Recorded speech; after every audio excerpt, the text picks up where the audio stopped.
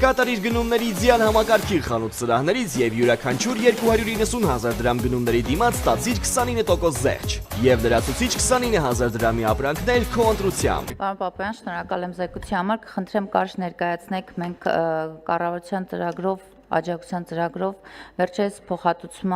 որոշեց փոխհատուցում տալ արտահանողներին, այս պահին ինչ իրավիճակ ունենք արտահանման այդ ծրագրի շրջանակներում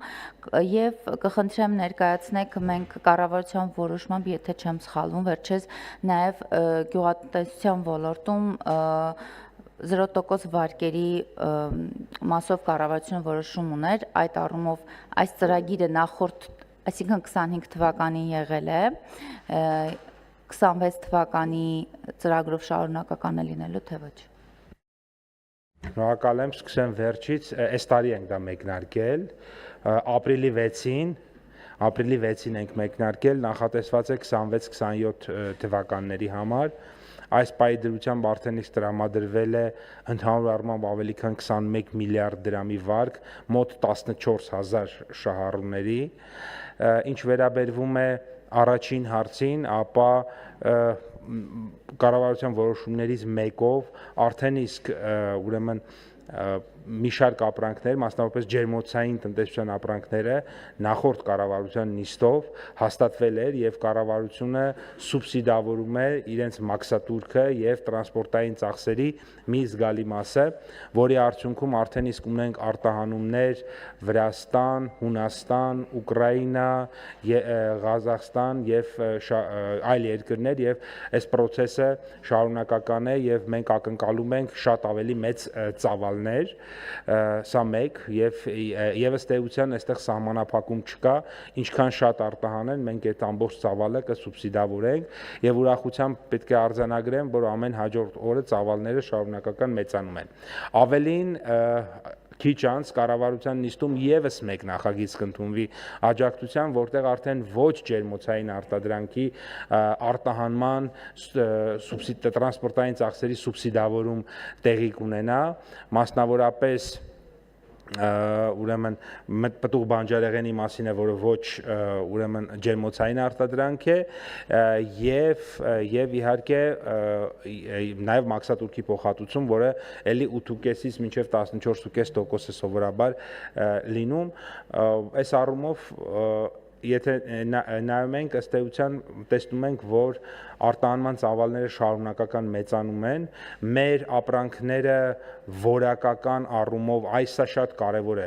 որակական առումով մեր ապրանքների մի զգալի մասը չեն զիջում եվրոպական շուկայում առաջարկվող ապրանքներին, որովհետև այն ինտենսիվ այգիները, որոնք որ կան Հայաստանի Հանրապետությունում, դրանք բացարձակապես նույնական են Հունաստանի, Իտալիայի, Իսպանիայի, Ֆրանսիայի ինտենսիվ այգիների հետ, այն ջերմոցային տնտեսությունները, որոնք կան Հայաստանում, դրանք բացարձակապես նույնական են, նույնն են, ոչ մի մեթոդի, ոչ մի տեխնոլոգիայի տարբերություն չկա, ինչ որ Իսպանիայում, Իտալիայում, Ֆրանսիայում կամ Գերմանիայում է եւ ստացված արտադրանքը համապատասխանում է ամենաբարձր ստանդարտներին, այնպիսի արտադրանք, ինչը որ Հայաստանի Հանրապետությունում է արտադրվում, այդ արտադրանքի մի էական մասը,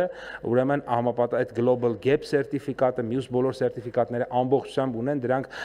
բոլոր ստանդարտներին համապատասխանում են եւ դա է պատճառը, որ երբ որ մենք սուբսիդավորում ենք ու օրինակ ինքը հայտնվում է եվրոպական շուկայում, արագ վաճառվում է։ Այստեղ խնդիրը հետեւյալն է, որ Հայաստանը ունի աշխարհագրական որոշակի հեռավորություն եվրոպական շուկայի հետ եւ դեռևս եվրոպական միության հետ սահմանակից չէ, ինչի դեռևս, որովհետեւ մեր երկու հարևանները եվրոպական միության անդամակցության թեկնածու են եւ ըստ էության այս հեռավորության պատճառով որոշակի տեխնիկական խնդիրներ իրականում առաջանում են։ Ես սրա մասին նախորդիվ խոսել եմ, բայց եւս մեկ անգամ կասեմ։ Ենթադրենք ելակի մասին է խոսքը։ Այն ելակը, որը արտադրվում է Հայաստանի Հանրապետությունում, դա այն նույն ելակն է, ինչը արտադրվում է Ֆրանսիայի Հանրապետությունում։ Այն նույն տեխնոլոգիաներով է արտադրվել, այն նույն մեքենա սարքավորումներով է արտադրվել, այն նույն սացիլներով է արտադրվում, այն նույն մեթոդներով է արտադրվում, ինչ որ որ Ֆրանսիայում չկա որևէ մի բան, որով տարբերվում է։ Չի օգտագործվում պեստիցիդ, էլի բանա օրգանական եղանակներով պայքարում են մյուս ուրեմն կենդանիների դեմ։ Ֆրանսիական ընկերությունը գալիս է կառուցապատումը իրականացնում է։ Ֆրանսիացի մասնագետները գալիս են հետևում են բույսի աճին։ Սացիլը բերվում է նույն տեղից։ Ուղղակի տարբերությունը որն է։ Ենթադրենք հոլանդական X ընկերությունից ֆրանսիացի ֆերմերը եւ հայ ֆերմերը նույն սացիլը առնում են։ Հոլանդացի ֆերմերը ծախսում է $500, ներողություն ֆրանսիացի ֆերմերը եւ տանում է այդ սացիլը հասցնում է Ֆրանսիա ու աճեցնում է ելակ։ Մերոնք ծախսում են $8,000, որպեսզի դա բերեն հասցնեն Հայաստան եւ նույն ապրանքը ստանան։ Արդեն իսկ տարբերությունը եղավ $7,500։ Հետո մի հատ էլ պետք է արտահանվի։ Նա ծախսում է ասենք $1,000, որպեսզի դա այդ տեղում հասցնի, մերոնք մի հատ էլ $8,000 օրինակ ծախսեն, որպեսզի գնան հասցնեն այդ շուկայում։ Կամ մի հատ էլ կա այնտեղ 8.5% կամ 14.5% մաքսատուրք։ Ասածս ինչ է, Հայաստանի Հանրապետության արտադրանքը բարձր որակի է, համապատասխանում է բոլոր ստանդարտներին։ Անցել են այն ժամանակները, երբ որ ասում են դե մեր ապրանքը լավը չի, ոչ միտեղ չի սպառվի եւ այլն։ Մեր միակ խնդիրը նա է, որ այո, մենք ունենք որոշակի հեռավորություն այդ շուկաներից, մեծ շուկաներից, տրանսպորտային ծախսերը իր որոշակիորեն ավելի բարձր են մեր մոտ եւ դրանք մեր ապրանքների մրցունակության վրա այդ առումով ազդում են։ Այսինքն որակական մրցունակության խնդիր մենք բացարձակապես չունենք, բայց գնային մրցունակության խնդիր ունենք օբյեկտիվորեն իմ ասած պատճառներով, որովհետեւ ասենք, չգիտեմ, Մարսելից Փարիզ մի քանի անգամ ավելի մոտիկ է եւ մի քանի անգամ ավելի արագ են հասնում, տասնապատիկ անգամ, քան ասենք օրինակ, չգիտեմ, Հրազդանից մինչեւ Փարիզ, դա շատ օբյեկտիվ է։ Այս պատճառները մենք ունենք, բայց պետք է աշխատենք բնականաբար, որպեսզի նաև արտադրողականության ավելացման, ծավալների մեծացման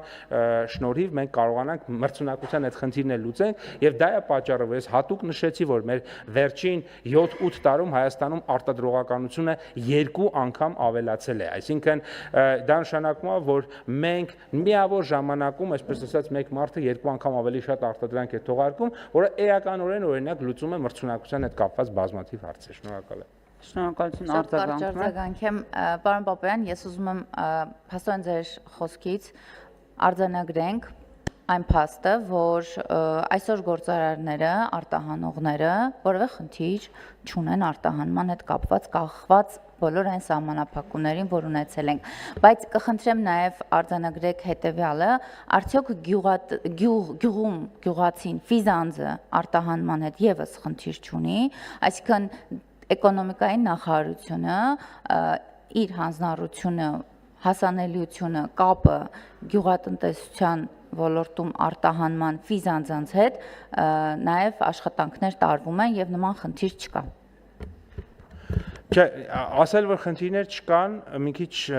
երևի թե ճիշտ ձևակերպում չէ, կան խնդիրներ, որովհետեւ մենակ այն որ նույն արտադրողը, որը չնայած այն հանգամանքին այսօր արտահանում է Հունաստան, ինքը ամբողջ կյանքում արտահանել է Ռուսաստան, իր համար արդեն իսկ շոկային է, նոր բան պետքա սովորի, չգիտեմ, տարբեր հարցեր ընթացիկ առաջանում, ասենք օրինակ Թուրքիայում տրանզիտի հետ կապված թղթերի կարիք կար, որը առաջի անգամ դե պետքա սովորեն, իմանան ինչ կա, օրենսդրություն պետքա ուսումնասիրեն եւ այլն, այսինքն լինում են հարցեր ու դեռ կլինեն հարցեր։ Հարցը ուրիշ տեղ է, որ Հայաստանի, ֆիքսենք, Հայաստանի Հանրապետությունում արտադրվող արտադրանքի մի մասը, մի էական մասը, հատկապես այն մասը, որոնք որ ստեղծվել են պետական աջակցության ծրագրերով, դրանք հազարավոր հեկտարներով ինտենսիվ այգիներ են, հարյուրավոր հեկտարներով ջերմատնային տնտեսություններ են, դրանք ամբողջությամբ համապատասխանում են բոլոր ստանդարտներին եւ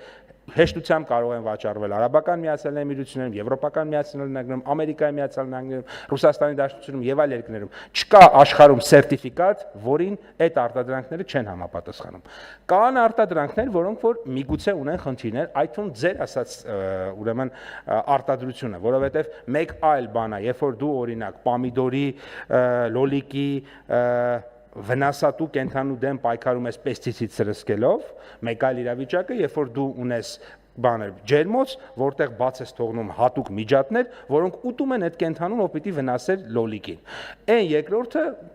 ունի սերտիֆիկատ եւ վաճառվում է որտեղ ուզում է։ Առաջինը կարող է խնդիրների հանդիպել տարբեր ստանդարտների պարագայում եւ նման խնդիր իրականում կարող է եւ առաջանալ կամ արդեն իսկ առաջացել է։ Հետևաբար դա է պատճառը, որ մենք կենտրոնացել ենք բացարձակապես ինտենսիվ գյուղատնտեսության վրա, որովհետեւ ինտենսիվ գյուղատնտեսությունը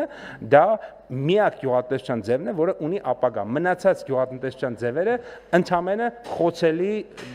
մեթոդներ են, որոնք ընդհանրապես կախված, այսինքն իրենք շատ խոցելի են եւ հնարավորություն չեն տալիս մեծ հաշվով արդյունավետ գյուղատնտեսություն վարել։